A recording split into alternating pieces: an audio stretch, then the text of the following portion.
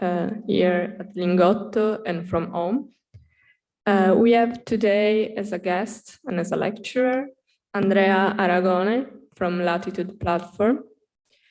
Andrea Aragone is an urbanist and a researcher with primary interest in urban transformation and socio-ecological process. He focuses on urban transformation as well as on local and regional planning and participatory design in the Global North and Global South. He's currently a PhD student in a co-joint program at the Faculties of Architecture in the Université Libre de Bruxelles and UAV Venice. He's one of the founder members of Latitude Platforms, which is a collective of architects, urbanists, anthropologists, which strongly engage in context-based research and design. Latitude Platform aims at understanding space in its multiple dimensions, focusing on emergencies, space-place issues, every day, and the unexpected. It takes works on well-established urban conditions and territories, as well as liminal physical and social context, experimenting with a wide range of tools of investigation and dissemination at the intersection between urban design and anthropology. And we thought that it perfectly engaged with our main theme of this series of lecture, which is Mind the Gap, engaging multiple disciplines and also different territories and contexts. So thank you, Andrea, for being here. And I leave you the floor for your amazing lecture. Thank you. Thank you very much. Do you hear me? Well, it's fine. Okay. Hi. Well, first of all, thank you very much, Ludovica, for inviting me here. Indeed, it's interesting. I was just discussing that we are within an architectural school and mostly also related. Also, Matteo is part of the PhD school, which is architecture. I mean, while instead the Latitude, it's mostly dealing with urbanism, okay, but now we will also see. Me, myself, I have a bachelor in architecture, so at UAV, but then I moved in the Netherlands to study urbanism, okay, so I completely switched to that scale or different scales, but we will see it also later. And actually, after 10 years, because I'm part of Latitude, well, as more correction, I'm not the founder of Latitude, I'm one of the members of Latitude. And I'm, well, there since 10 years, so, well, for 10 years, so 2012, after 10 years of being engaged within Latitude, doing mostly research, because what I'm doing mostly it's research, well, then we will see also others doing differently. I decided to undergo like through a process of a PhD. So I started also a PhD after 10 years of experience in research. And now I'm doing the PhD within research that we will also see it, which it's completely linked also to my practice in Latitude. So it's both, let's say. And as Ludovica said, I'm doing co-junct program between the ULB and the UAV Venice. So the two Brussels architecture, okay, and the UAV instead urbanism. But now we will see. So indeed, while I'm not the founder of Latitude, because now we only have one founder left of Latitude, because Latitude is constantly changing, it's constantly in evolution, no? It's change forms and it engage different relationships with different disciplines and expertise. In fact, our work is strongly interdisciplinary, no?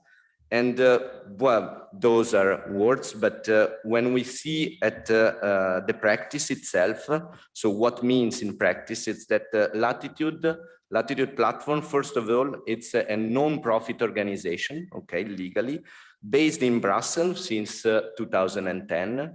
and since 2 years, let's say more or less, also in Rome. But as a platform, so this is a bit the image that we are trying to have in mind, that we started constructing also to reflect what we are. Latitude, it's a platform, it's a collective, but at the same time it is a platform, and it means that some projects are also carried on somewhere else, okay? So it doesn't mean that the 2 offices that we have now are really the basis of it. So we are a bit spread from Manchester to Italy to almost everywhere. So clearly it's not the simplest, but well, it's like that. In general, what we are, and it's exactly what Ludovico already said, what we share among the collective, it's the willing to always work by starting from the existing urban condition of the territories. We work between the research and the design by always experimenting and using a multiplicity of conventional and non-conventional instruments of the architectural discipline. And so I will just go briefly, well, to have a wider look to what we do, because we do quite a lot of things, conventional and non-conventional, and then we will see one project or a complexity of a project itself, but we will see. So in fact, as an urbanist office, we draft master plans and planning instruments by working mostly in Belgium, okay, but also in other countries as well. So, for example, there it's the master plan we did in Albania, so Durrës, Schiek and Borg. And in order to grasp the context-based condition, mapping, it's probably our major analytical tool. In this sense, in fact, it's not only a 2-dimensional work, so really to see it from the maps, but it uses different techniques such as axonometric views. So what you see on your right, again, no, on my right, so on your left. And it helps us to better understand the main feature of a territory and its relationship between human and other than human structures. In parallel, another tool that that for us it's actually fundamental is the engagement with local actors and communities. Since they are the main experts and users of the territory, we are often engaged in participatory processes, both for deeply analyze territories and for largely also design the territories with them. So, well, exactly. So as a big part of our work, it's also related to landscape architecture. And in fact, we as well manage and work at a very detailed scale, especially indeed, as I said, as urban designers and landscape architects.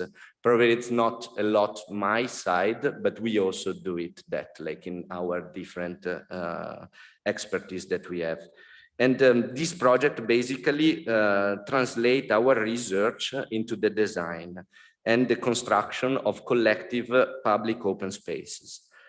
And we also work, so we are also strongly involved in research by design processes, and in which we are also physically engaged ourselves. So in this way, we can test the feasibility, basically, and the functioning of what we imagine. More recently, in fact, the design testing and the material testing have become a key part of our work. And finally, of course, another great part of our work is disseminating what we do, because time to time it's a bit blurry, via exhibitions and publications. We also, well, we will also see later, but it's also here. So if you want to have a look later, we started to collect our projects into a sort of a journal that we called Latitude Logbook.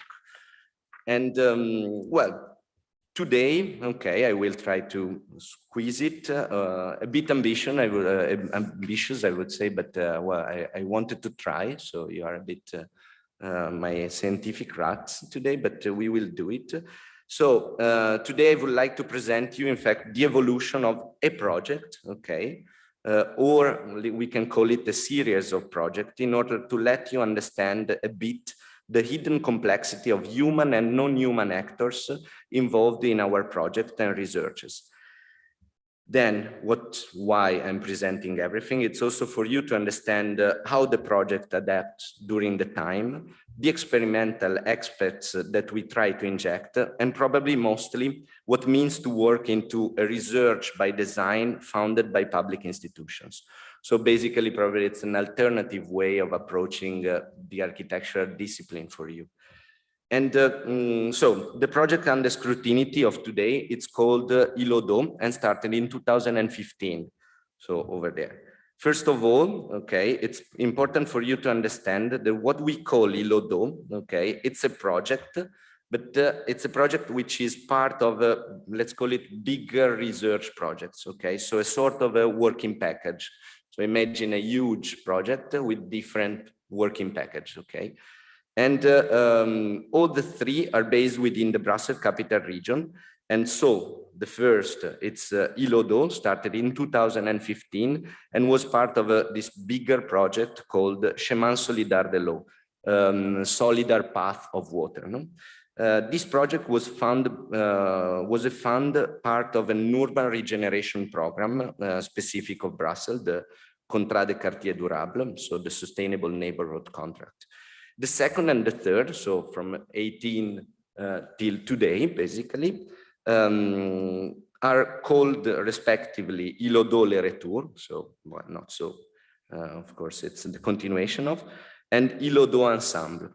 Both of them are instead the two research funds delivered by the Brussels Regional Agency of Research and Innovation. So they are really research projects. And these two last Illudo, in fact, are part of this bigger project, Bruxelles Sensible à l'eau, Brussels Sensible to Water, okay?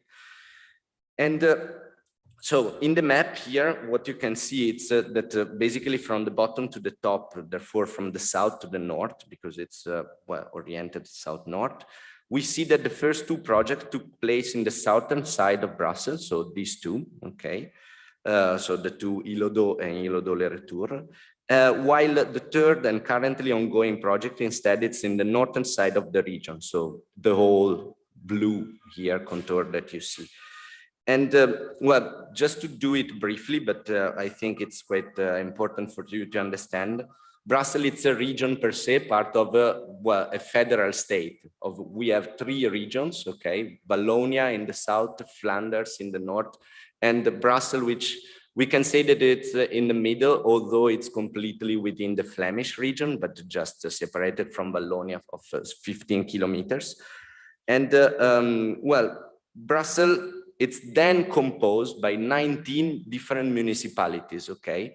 Each municipality, they are really like, it's not I municipi as we can say in Italian, but they are really municipalities, so comuni, let's say, communes, we say it also in French.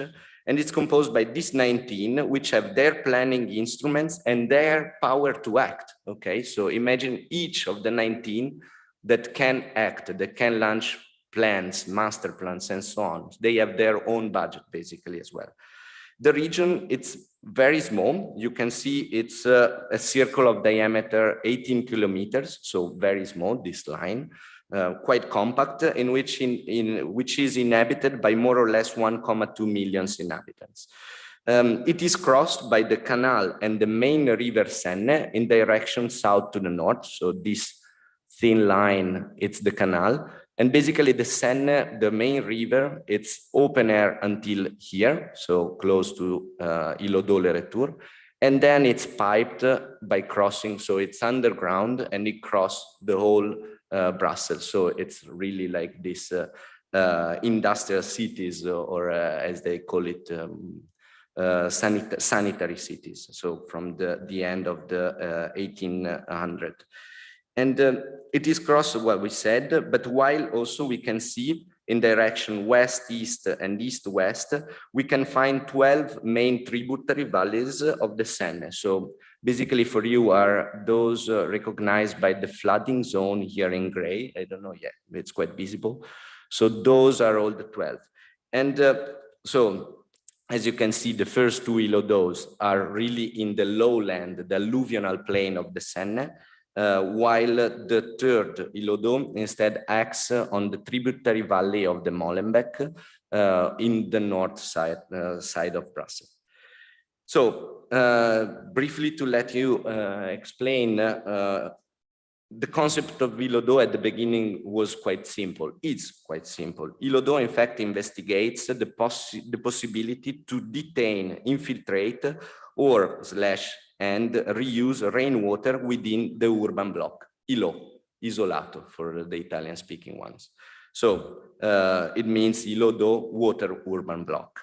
And how we do it, we are doing actually by encouraging the setting of households collectives that take care of the management of the resource or a part of it. Therefore, Illudo, quite simply, wants to design and implement integrated rainwater management systems to intercept incoming flows to reduce the outgoing ones. So we have every time in the laws, well, in the urban block, we have drinking water entering and rain as well. And then by finding new ways of management, then we would like to reduce the wastewater, so the runoff getting out. The first occasion started in 2015, and as already said, was part of this urban regeneration program launched by the municipality of Forêt. This is why before also I stressed this fact that each municipality has their own tools. And in fact, in that sense, it wasn't precisely a research, but it was mostly, let's say, a project, part of this planning instrument called Les Contrats de Quartier Durable, Sustainable Neighborhood Contract of the ABI, okay? And in this case, Illudo, okay, as I already said, is part of this larger project coordinated by les États généraux de l'eau de Bruxelles, General States of Water of Brussels, okay? So, which is a non-profit organization. And basically, the EGEB, so I will call them EGEB, is a former citizens association focused in expanding the water management decision arena in Brussels. In the project team, there has been involved non-profit organizations, the same as Latitude, for example, universities, where you can see both the ULB, the French-speaking one, and the VUB, the Dutch-speaking one instead, as well as private companies such as Casablanco, which is a construction company. And well, you can see these three here, they were the actors involved more specific in Illudo, so our project. The territory on which we worked is currently undergoing process of densification since it is in the first outskirts of Brussels. Moreover, and as you can see, it's also affected by recurrent floods, especially the bottom parts of the neighborhood. So this part in gray, of course. And it's in proximity to the Seine River and the canal, which are just not so far. So we are in the alluvional plain of the Seine. In reaction to densification projects that did not count about an environmental local issues, some inhabitants grouped together in the collective Stop Inondation, so basically based here. Thanks to this citizens association, we could enter in contact with the larger group of citizens within the district. And therefore, we put in place a quite conventional participatory process based on 4 different moments, from co-analysis to co-design, passing through a more detailed design until a phase of a co-construction. And during these workshops, we started mapping together with the citizens the problems and opportunities. And we also started designing together new collective systems to differently manage rainwater within the urban block. And during this series of ateliers, 3 different collectives of inhabitants formed in 2 urban blocks.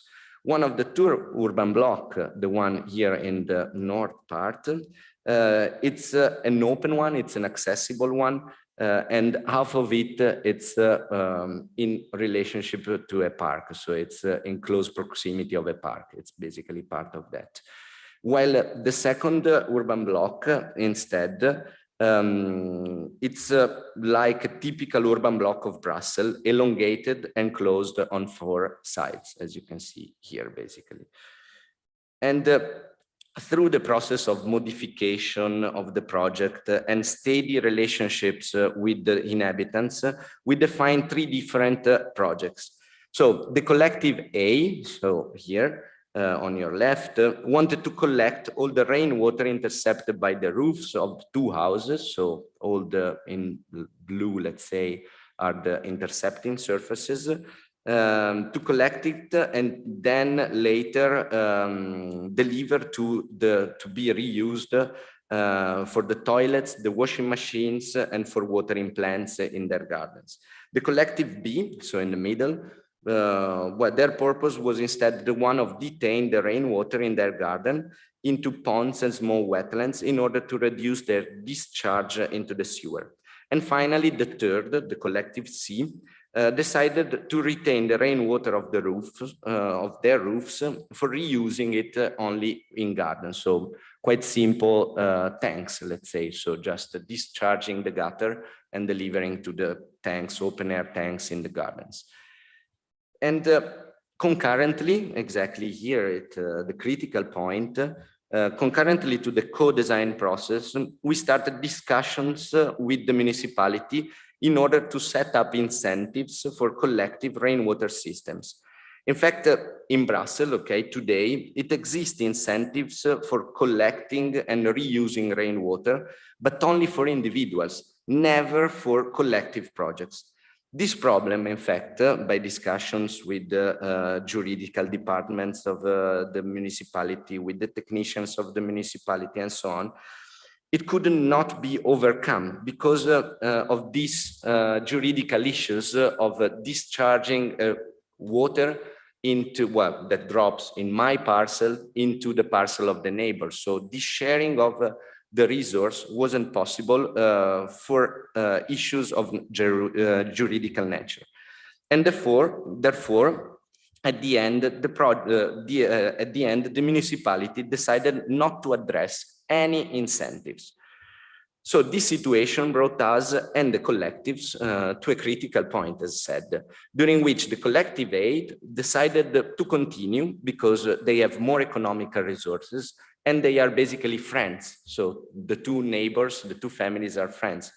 The collective B completely withdraw, so we closed the project, no way of going on, while the collective C decided to modify their project into a cheaper one, consisting just in the desealing, so demineralization, of pavements in front of their facade. So basically, this became the project. And so the collective A project has been realized by us and the construction company Casablanco and consisted in the installation of a temporary tank to divide the rainwater flows intercepted by the 2 roofs. So here it's the emblematic element, let's say. The design has been decided with the neighborhood, so with the neighbors. So this has been a process of co-design at all, especially the material, I would say. And so intercept the water from the roofs, and then it divides perfectly in 2 halves.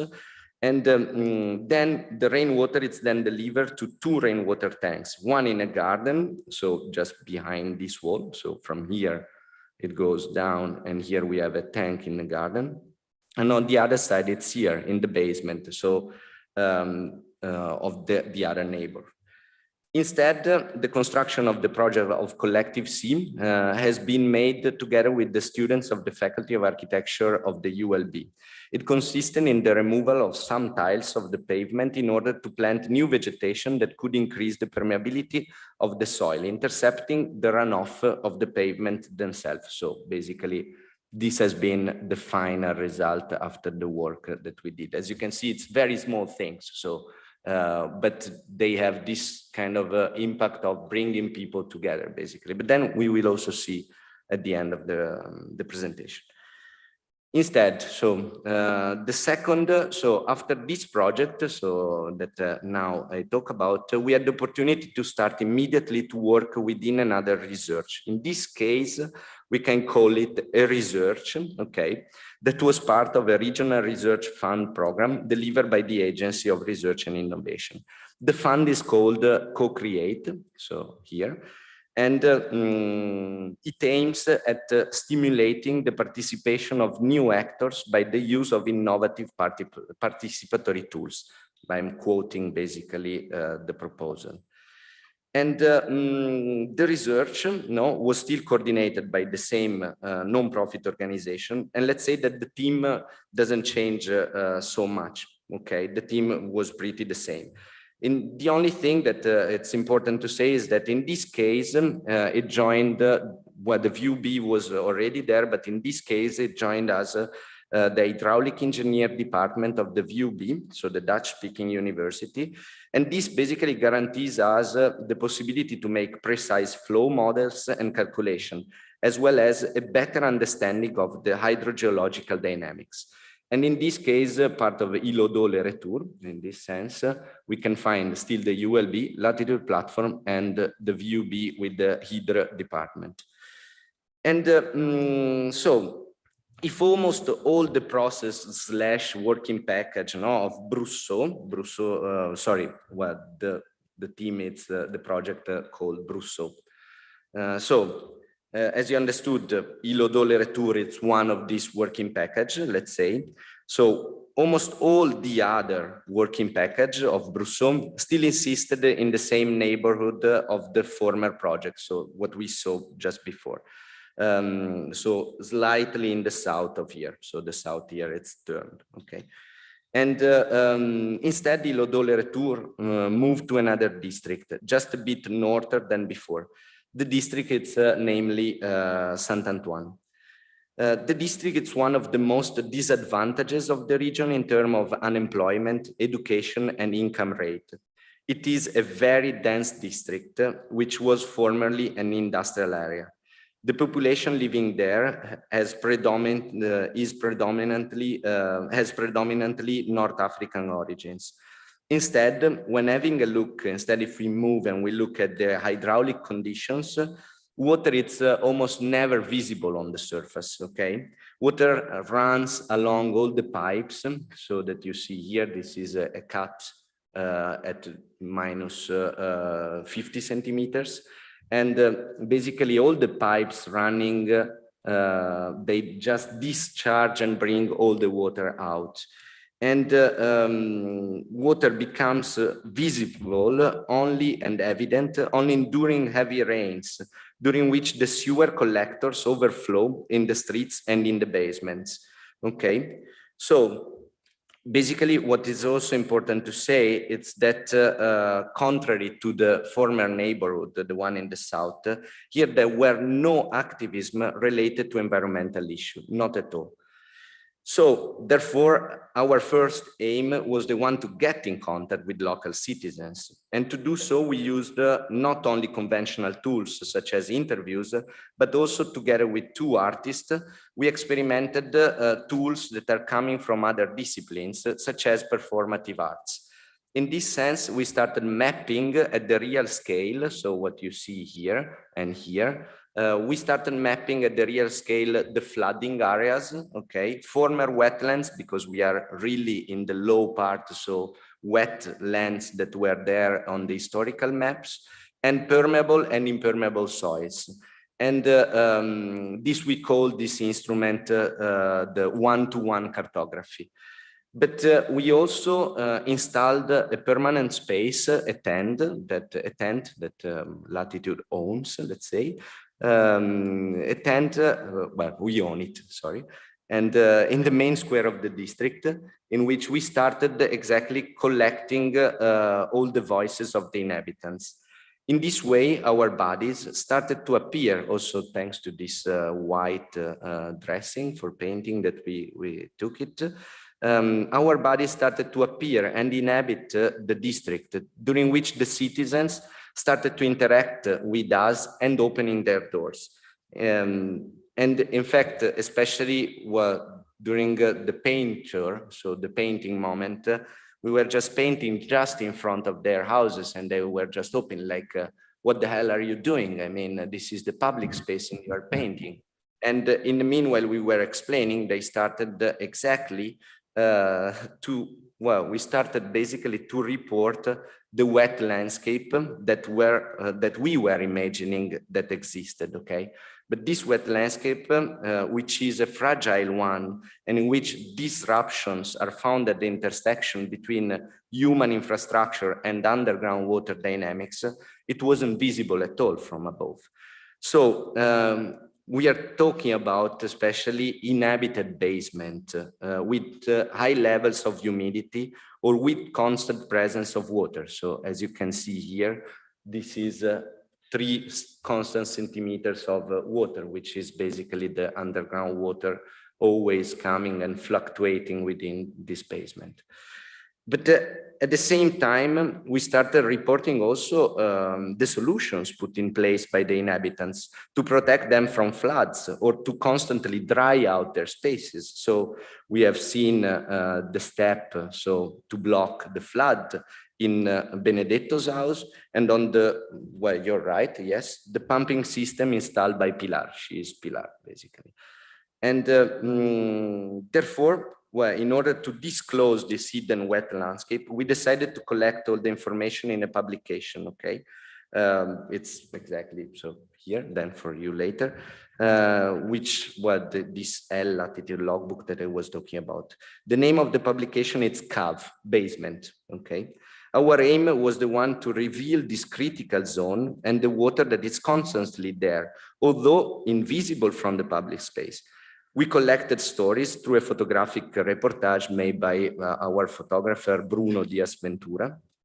And this allowed us also to trace and redraw all the socio-technical devices that inhabitants put in place. Steps to protect electric devices, dehumidifier, water pumps, and buckets. And but also to question the larger scale, no? To understand the interdependencies between the local problems and the larger infrastructure built to dry out the Brussels capital region. Finally, the publication has been delivered to actors working in the main regional institutions. At the same time, it has been the object of multiple discussions with local institutions, academics, hydraulic engineers, and citizens. Then finally, okay, patient, please. We arrived to the last of the 3 Illudo, renamed Illudo Ensemble, okay? This project, so what you will see, it's an ongoing project, so it's not finalized. And it's in fact, it's is halfway, so we are halfway to the end. And so this is, again, within this bigger project called the Brusso bis, so Bruxelles Sensible à l'eau bis. This is how far we can go with titles, I'm sorry, which is part of the experimental platform fund. So if before was co-create, in this case, it's called experimental platform fund, still financed by Innoviris, so the main regional agency, public agency, and, specifically, the Experimental Platform Fund, it's addressed to project aim at testing innovative products, approaches, so where we are, or services to support a sustainable transition based on collaboration between universities, companies, non-profit organizations, and public institutions. In this sense, Brusso bis supported the transition of integrated stormwater management through participatory processes. It does this by experimenting and testing a complex device, okay? Then you will understand what it is pragmatically, let's say, or more or less. This complex device is there to support the, I don't like the word, but it's there, quoting, co-creation of integrated stormwater management systems. So therefore, okay, the former Brusso team, so of the previous project that we saw, open up to institutional partners during which the Brusso bis project. Thus, the partnership we now find, well, within the partnership, we now find 4 municipalities which are all along the valley of the Molenbeek River. So Ville de Bruxelles, Gansoren, Jet, and Berken Sant'Agata, okay? Of 2 of them, as you can see here, where they are part also of Illudo, okay? In let's say in an active way, because Illudo acts everywhere, but we arrived there as well. And at the same time, well, within the team has been joined by the environmental agency of the Brussels Capital Region, Bruxelles Environment, which is indirectly linked with the environmental ministry. Well, each of the region has a parliament, okay, in Brussels, in Belgium. So it's directly linked to the Ministry of Environment, and also to the drainage system operator Vivaqua, okay, which it's linked to Bruxelles Environment. So the project tests its complex device in 4 different terrains d'action, territories of action, which have been chosen by the Brussels team accordingly to 3 criteria. Each of them falls within a different partner municipality. Each of them intercept/is along a tributary water body of the Molenbeek. Each of them presents existing societal opportunities such as residence collectives, or water management project at the municipality, or water management projects that the municipality want to implement. So basically this is the valley, okay, of the Molenbeek, so the low part, while 2 of them, Berkem, Sant'Agata and Gansoran, are working on the tributary of the Faux-Parouc, so Parouc and Zeip. The other 2 instead are really more or less along the Molenbeek, so in the lower part, and we will see then each of them it's different. And what is also important for you to say, it's of course the watershed of the Molenbeek, it's crossing the regional boundaries, but well, because we are only paid by the region of Brussels, we can only act within the region boundaries. This is it, this is Belgium. And the complex device I was talking about is composed by 12 different tools. In particular, Latitude, together with the ULB, are coordinating the tool building together. So Construire Ensemble, as you can see there. This is why, again, the title, I'm sorry, but the Illudo Ensemble, okay, super simple. But the research has a strongly research by design approach. In fact, we are exploring possible wet designs in domestic, collective, and public gardens. The wet designs are prioritizing do-it-yourself constructions based on urban nature implementation. In fact, a specific attention is given to investigate forms of coexistences between human and watery practices, where the 3-dimensionality of the ground and vegetation are key aspects. The point of view goes along with the current transition policies that have been embraced by the Regional Environmental Agency, part also of the project. Their focus, in fact, on waters of the agency is increasingly stressing the idea of ville éponge, the sponge city. Pragmatically, we are defining a set of instructions to show how to build rainwater devices through individual and collective actions. So here you see, in fact, well, only the one on the individual gardens, in the domestic gardens. And it's really a sort of instructions to build those kind of assemblage. At the same time, in fact, because we are also called to test, for us, it's important to test physically. So we are physically testing the wet designs and the instruction themselves. If they work, we are adapting and discussing via collective actions with citizens, associations, and groups. The testing actions are taking place in all the 3 typology of space. So type of space, if we talk about gardens, domestic, collective, and public gardens. Here, the first action that we put in place, so here you can see, it was a collective, well, it was a public garden, and the request came from a compost citizens collective, which has been their compost, often flooded.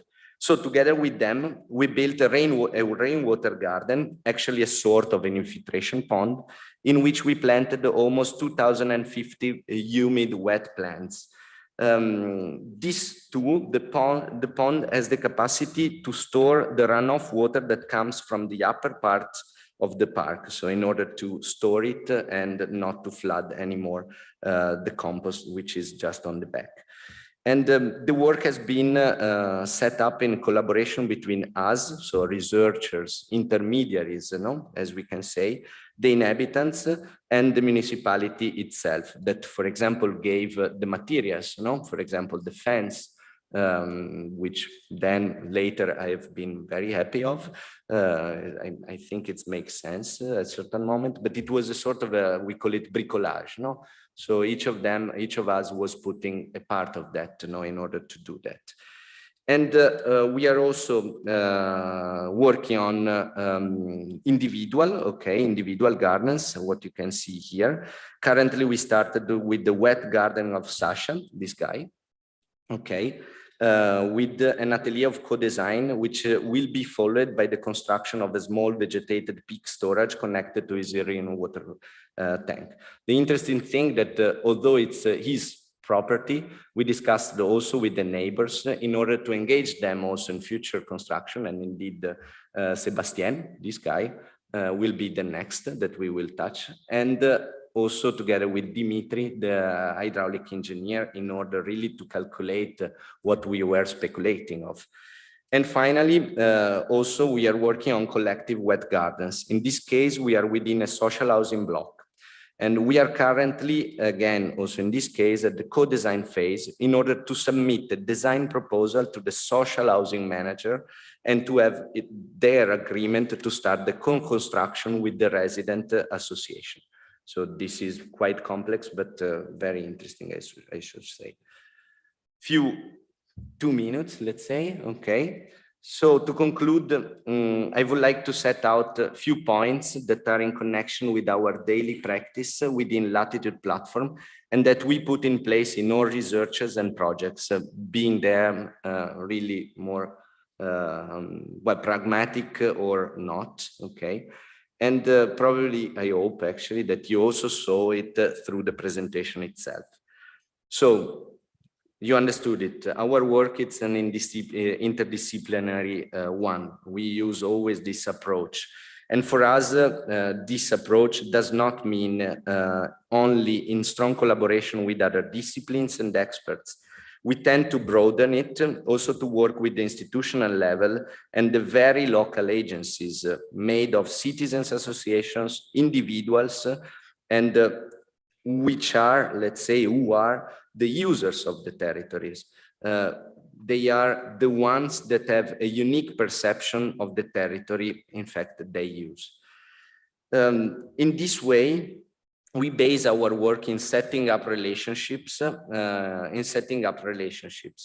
This posture brings us to ask to whom we address our work, which are the agencies part of the process. And so basically to care for whom. And this was what you saw at the beginning. So now all the road, it's basically extremely vegetated. There had been a blossoming of vegetation after we just planted few things. There had been a process that went on, and not only human one, no? And in fact, caring for us, caring means also to define connection, no? And to understand that our work only exists in relation to something else. And so, I will use this quote of Joan Tronto in his book, Moral Boundaries, already in 1993, okay? He was saying, and quoting, "We suggest that caring can be viewed as an activity that includes everything that we do to maintain, continue, and repair our world. That world includes our bodies, ourselves, and our environment, which is not restricted to human interactions with others. We include the possibility that caring occurs for objects and for the environment." And so, our regard is clearly interlocked with the view which is based on human and non-human interdependencies. Consequently, to disclose these interdependencies, we work with a multiple set of tools that help us in understanding the impacts and the dynamics that behave through the scales, which are always connected within themselves.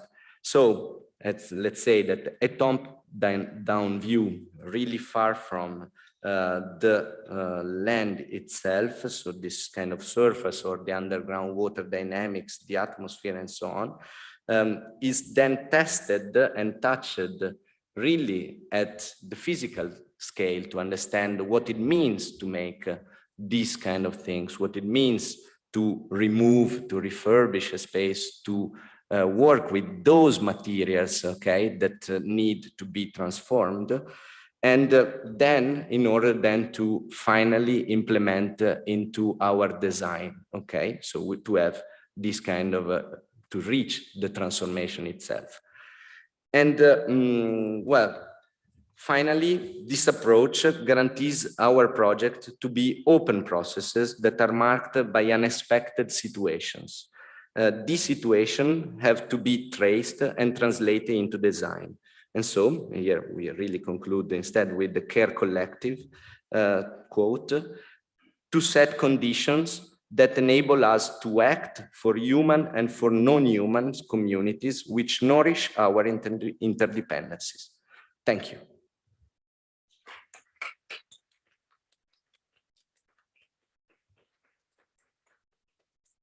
If you have questions, I'm here. Yes, while we wait, if somebody from here or from home has a question and will raise their question, I have one, if I may. I found very interesting, also for my, let's say, personal interest, how you stress about collective agency in your work.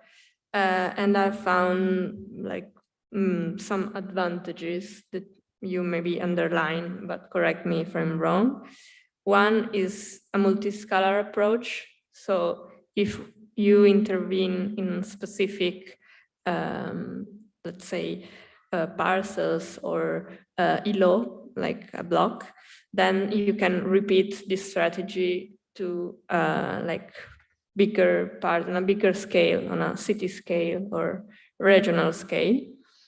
Another advantage is the fact that there's a mutual knowledge. So as you show, you can intervene on a private garden, but then maybe the neighbors could come and see and say, so it's feasible, I can do it in my garden as well. And this is also true for your interdisciplinary approach. So you can learn from the engineer, from the municipal administrator, and so it's also not only with the people that like are the participants and are the users, let's say, but also with the people that like do the project, like organize and make it real. And also an idea of mutual care. So the idea that if you are directly involved in the process and in the project, then you really care, you see that the personal advantages that you could have from this, and you really care about like to keep this working for you, and also you understand maybe which are the benefits for also for others. So do you, like, you were aware before like stressing collective agency that you could have these advantages, or you discover meanwhile you like have some other advantages that you previously were aware, or you discover doing your work and your research? Thank you. Thank you for the amazing lecture. Also, the amazing lecture. Thank you. Thank you.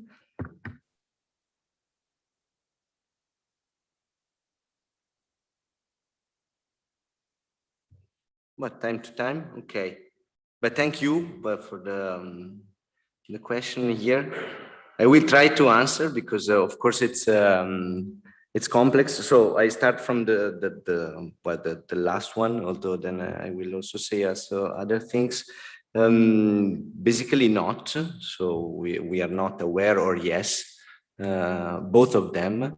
We have every time we have hypotheses that because especially in the research, we have hypotheses, so we try to do it like, okay, let's deliver, let's drive basically the process in a way that we can see then testing our hypothesis. This is what we do. So we have some ideas and we want to reach. Of course, we cannot anytime expect something. This is clear. It's impossible. But in any case, also in the architecture. So I mean, you can design something, but then it can be used differently. So it's not so far from that, let's say. So, and then what I would say, because indeed the three things that you said, I do agree. And indeed, well, it's part of our work, the multiscalar approach. For us, in fact, we have in mind that indeed the idea of the replicability of the devices, no, of this Illudo.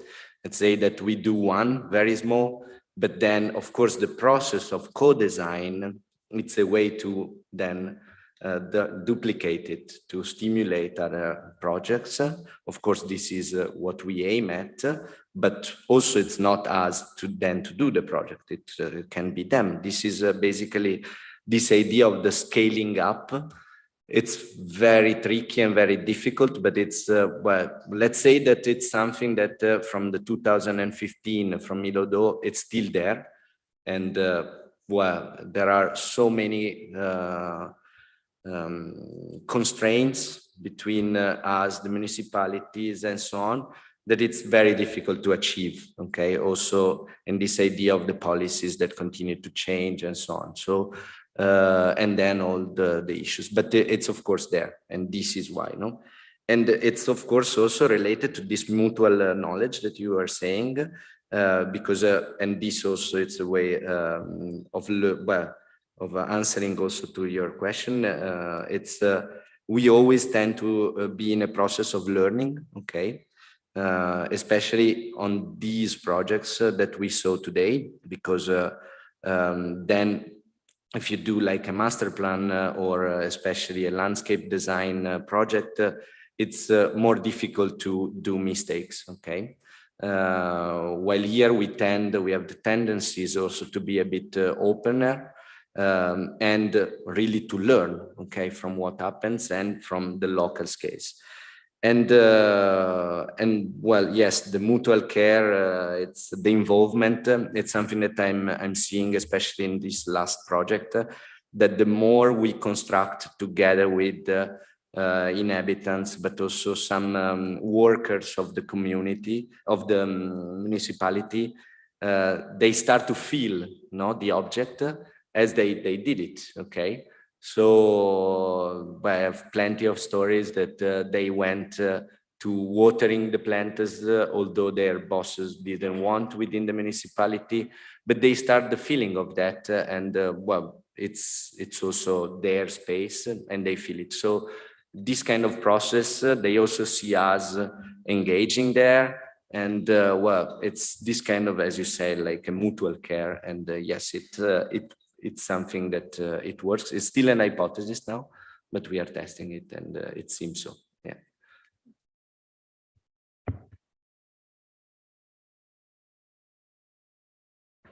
Any question? Or from Zoom, you can raise your hand, write down questions.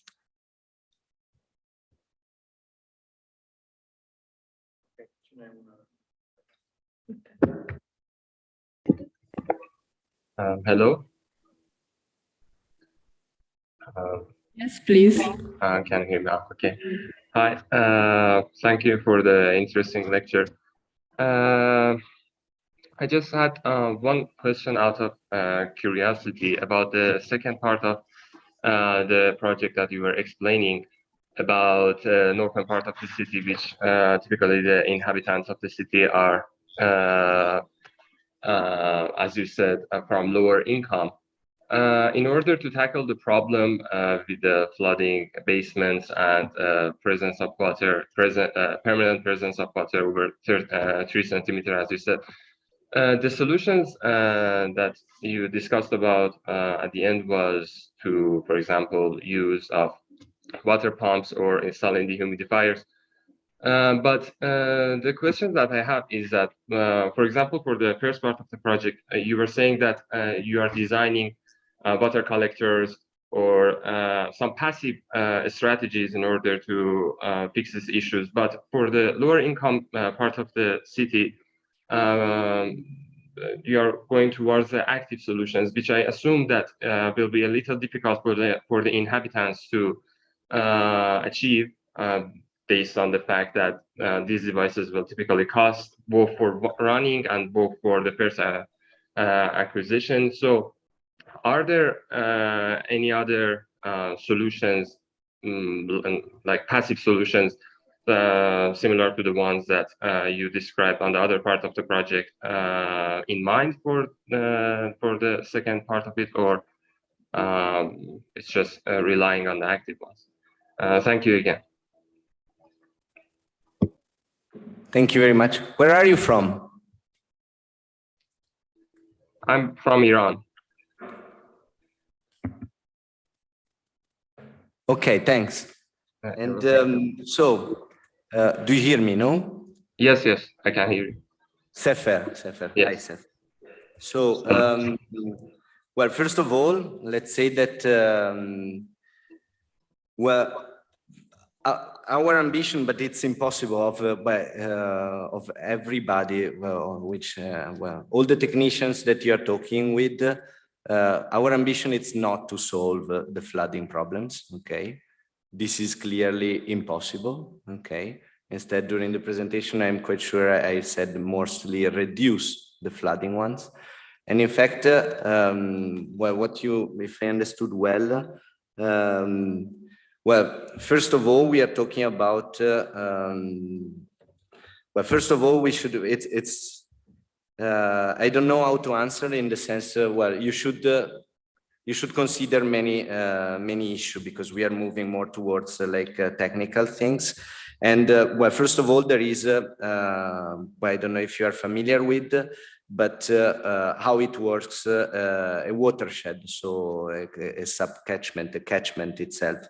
So we have condition of upstream and downstream. So basically what we are trying to do, okay, it's that once you are upstream, so in a situation that it allows you mostly to infiltrate, let's say, well, often, we have the tendencies then to really store the water upstream, while downstream, of course, it's quite difficult to solve, okay, to reduce this flooding on the territory itself. This is also why for us it had been more important, especially in the second project that I showed you, to raise up the question, no? Because all the solutions cannot be taken there, okay? They will have to be taken upstream, okay, somewhere else. And especially because then there is this issue of the context base in which the upstream parts, but also almost in all the cities, it's like that. So more infiltration one, less affected by floods, are also the richest, let's say, in which you have enormous gardens and so on. So these kind of solutions that we call it solidar watershed, it's a condition in which well, upstream solutions can have a huge impact on the problems that you always find downstream. So this is the first point to consider when we work with hydrogeology, let's say.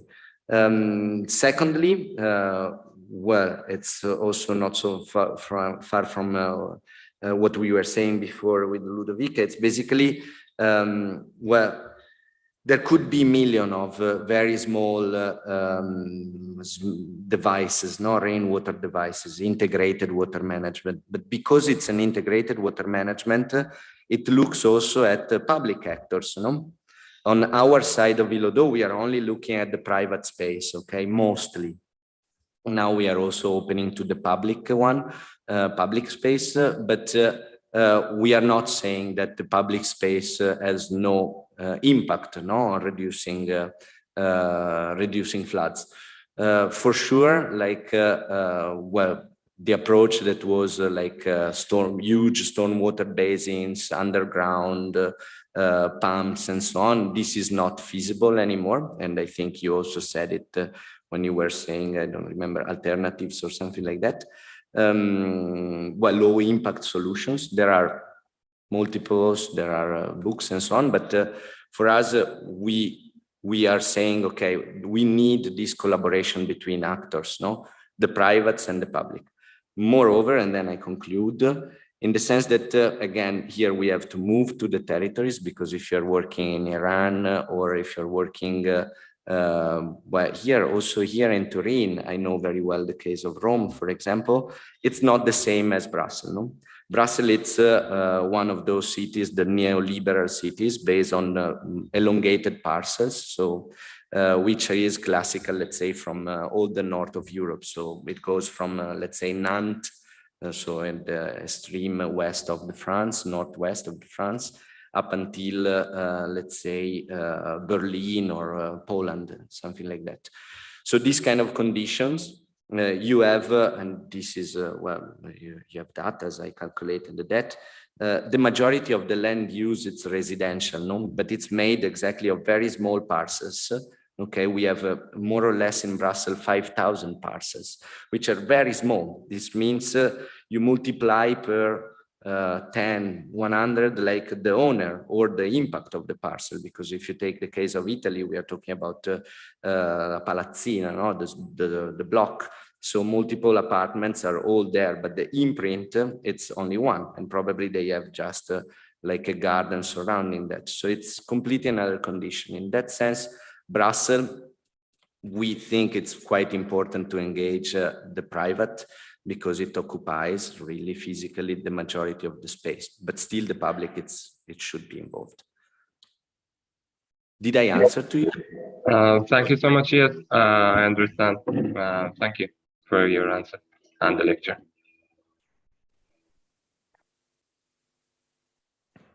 Any other questions?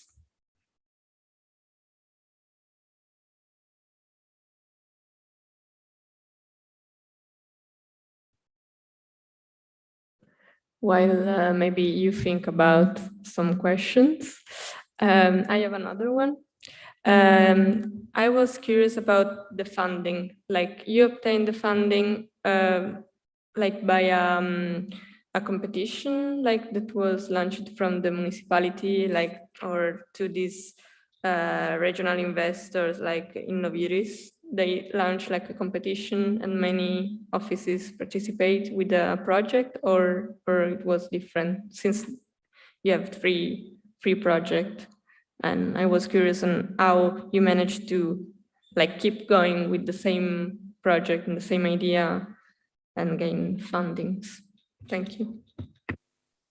So fundings, let's say, but first of all, Brussels, it's really the golden state for that. It's incredible. This is also why we are there, okay, since 12 years. And so basically, Innoviris, what it's also very interesting, Innoviris, it's a public agency, okay, so they are public funding. It's not an investor in that sense. Which collect all the money coming from Europe, from the ministries and so on, so public money. And they launch, calls as well, for universities, for PhD, for testing research, also for startups. I mean, today they are at 22 different lines, okay, funded by Innoviris. So they have, well, yearly they deliver, but they change also, because they do the stake of the region itself, so the interest of the region. So, for example, the experimental platform, as I said, it is the first one that moved towards this issue of sustainable transition, because also Brussels, it's engaged in the transition, well, because of the Green Deal and so on and so forth. But so this is the first trajectory to test sustainable transition approaches. And so this is in the way that they are doing, interested in that. So we participate in those things. We participate also in European funds and so on, as well as in, well, within the private market, but always by public investors and so on, especially master plans. Well, the more private that we got, it was the University of Asset. So, but this is a public institution still. Okay.